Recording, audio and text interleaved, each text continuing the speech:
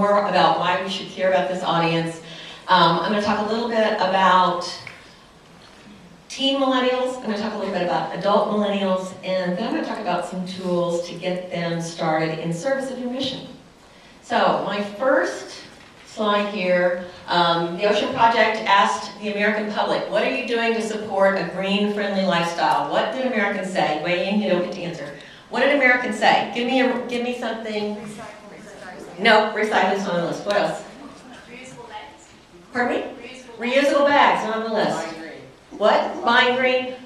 Number one is buying organic, natural products. What else? Hybrid cars. Hybrid cars is number 5. Saving water. Nope, saving water's not on there. CFL. CFLs. Number 2 is using CFLs. Okay, anyone know what the number 3 and number 4 answer are? Weighing, what's up here? What? I don't know. Number 4, I think, and number 3 is, I live a green lifestyle, and here's what I'm doing. I don't know. Nothing. What does this mean for us? What's the point here? The point is that Americans see themselves as green-friendly, but they don't know what to do. This research comes to us thanks to the Ocean Project. Who knows the Ocean Project? I want all the hands up. If you don't, these are the people behind World Ocean Day and people that are getting good research for you. The primary role of aquariums is to educate people. So we got a pretty good score on this one. Okay, that makes sense. What do you think about the score for this statement? Better? Better than? Yeah, okay, yeah, it's going up. How about this statement? Aquariums and zoos should recommend ways for us to be green. I see lots of big nodding heads, you got it. This is a big jump. So we think of ourselves as educators, but they want us to tell them what to do because they see themselves as green friendly and they don't know what to do. So they expect zoos and aquariums to help recommend personal action. And I have a wonderful team here from New York Aquarium recommending personal action. All right. So the American public, when asked which age level has the highest concern and is ready to be a change agent, which age level are we talking about? What's this session about? Yes. All right. So, oops, let's go back. I need you to click those two, please, Heather. So you'll see the scores for the millennials are the highest scores, and as soon as you get a little bit older, the scores start to go down. And I asked this question of teens, and teens said, oh, senior citizens. I'm like, senior citizens aren't even up here. So the impact is, why do we care? What's the impact on us? Get teens involved in talking to your public. Get teens involved in because they trust zoos and aquariums, but they believe teens are change agents. So get teens involved, have them get involved, not just at implementation and delivery, but at design and development of your programs. Get teens involved. So we as human beings intuitively think that if we get our audiences to understand and to learn about the issue, then they will care more and then they will take action. But now we know this does not work. We need to take action first, and then we start to care more, and then we want to learn about it. All right? So take action first.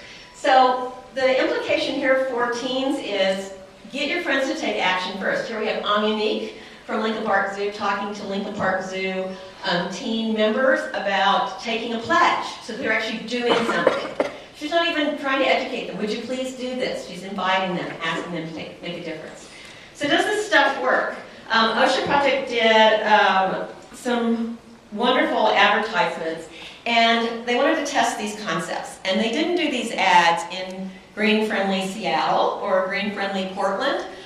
They went to less than usually thought of as green-friendly Houston. And this is the ad they placed. Plastics kill sea turtles. Start making a difference today. Be part of the solution. And they targeted these at millennials, and they used social media channels to reach this audience. And how did they do? Before the campaign, the reaction to this statement was a score of 69.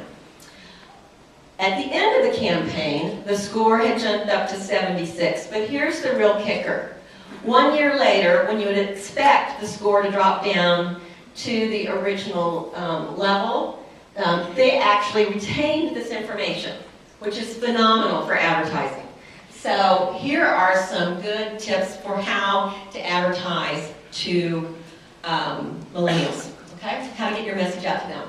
So let's talk just a little bit about the teen millennial. We saw all those differing statistics that Sean showed, but this generation really does want to act, and they believe it's their responsibility, and they believe they can make a difference. So they want to do it. So they come to programs like yours. They come for three things. They come for three reasons. They come for pay, sometimes, if you can afford to do that. They come for service learning hours, and they come for skills and resume building. But what do they stay for? They stay because you're engaging them, and they stay because you're creating safe space. Not just a physically safe space, but a psychologically, emotionally, intellectually safe space where they can be themselves, which they don't get at school unless they're going to a really special school. They get a safe space at your place. So, zoos and aquariums, providing a safe space for teens, and then we add what they need to activate that desire to help change the world with mentoring, support, skill building, knowledge. And what does that get us? That gets us conservation action, or action in service of our mission. I work with the Seattle Aquarium. The teens there and their teen volunteer program started P.S. We Love You. It's a campaign run by teen volunteers, but it's also a bunch of events. It's a photo contest, it's a blog. Teens talking to teens about loving Puget Sound. One with Nature. This is a joint project with Lincoln Park Zoo and Chicago Botanic Garden in Chicago. But this is a group that also is hosted at Shedd Aquarium. One with Nature. Teens coming up with this branding and this name. Teens talking to teens about building a greener, cleaner Chicago. And here are the outcomes for you. We traditionally, in the museum, zoo, and aquarium community, abandon teens because they are so hard to reach, and we wait because they don't come. They don't want to come with their parents. They don't come as visitors. Programs are the way to engage them. But we traditionally left them behind and wanted to wait until they started having young families to get them back. We cannot wait for all the reasons that Sean outlined. Okay, a little bit about adult millennials. In Chicago, we did some research. Slover Lynette Audience Research did some research for the 14 zoos, aquarium, and museums that sit on Park District property or Forest Preserve property or city property, because they wanted to know what we were missing in terms of engaging adult millennials. So they did this study. On the left, you're going to see what do the adult millennials value, and on the right, you're going to see what their perceptions are of museums. Now, we know zoos and aquariums are way more fun than a traditional museum, but I think some of this research will still be applicable to you. They want flexibility. They want a high value to cost ratio. They don't want to spend very much. They don't want to have to stay very long. And their perception of museums is that it requires a financial commitment. I can't just go whenever I feel like it. They're closed at night or whatever it is. It requires us to plan ahead. We want to just get up and go when we find our friends are there. They want a vibe-rich atmosphere. Does anyone here feel like they're providing a vibe-rich atmosphere? Okay, so that is something to think about, right? It's just going to a zoo or aquarium could be a special occasion, not a regular occurrence for this audience. They want stimulation with their learning, and they see museums as cultural broccoli. All right? We know that we're providing great experiences, but I think that the museums have traditionally, taught at people instead of engaged them. I know you guys are all doing a great job being better and better at engaging, but that's really important to keep working on that. And they like local. And I know many of you have localness to your exhibits, but many of you have these global stories that you're telling. They're looking for something that's small scale, non-touristy, local. They see museums as geographically disconnected. For tourists, not for me.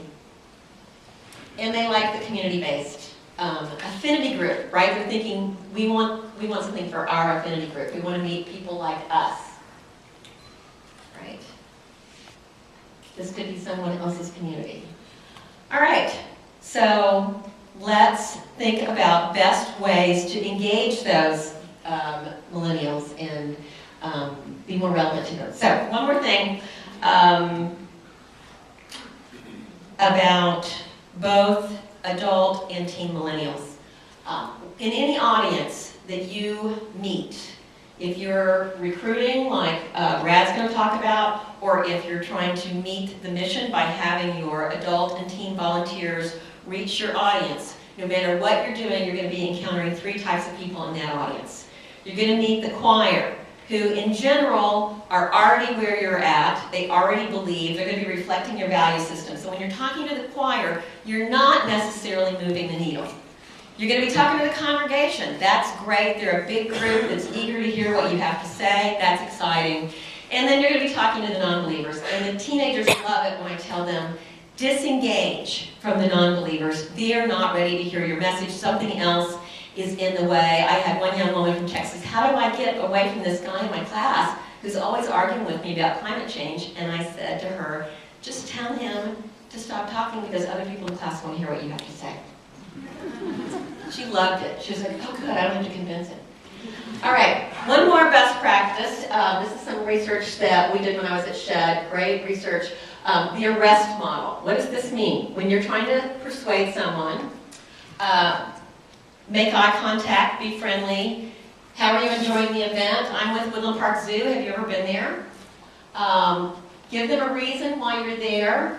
And we're here because we want to keep the beaches clean here in North Carolina. Can you help by doing something that fits with that person's, maybe why they're there. If they're at the garden show, you're a gardener, you want to plant local plants. Give them a personal example, personalize it. And teens love having a menu so that they know what to say when they're talking to an audience. I always use cold water to wash my clothes, and it saves money. Can you do that too? What do you think? Now that we've talked about using your reusable bag when you go to the grocery store, can you do that? Because when someone makes the commitment to do it, they're much more likely to make that happen. And then ask them to visit your Facebook page. Teens from PS We Love You. Visit our Facebook page, like our Facebook page. Come to the New York Aquarium website, whatever it is. And then at the end, you say thank you, and you make eye contact, and you say thank you. So, thank you.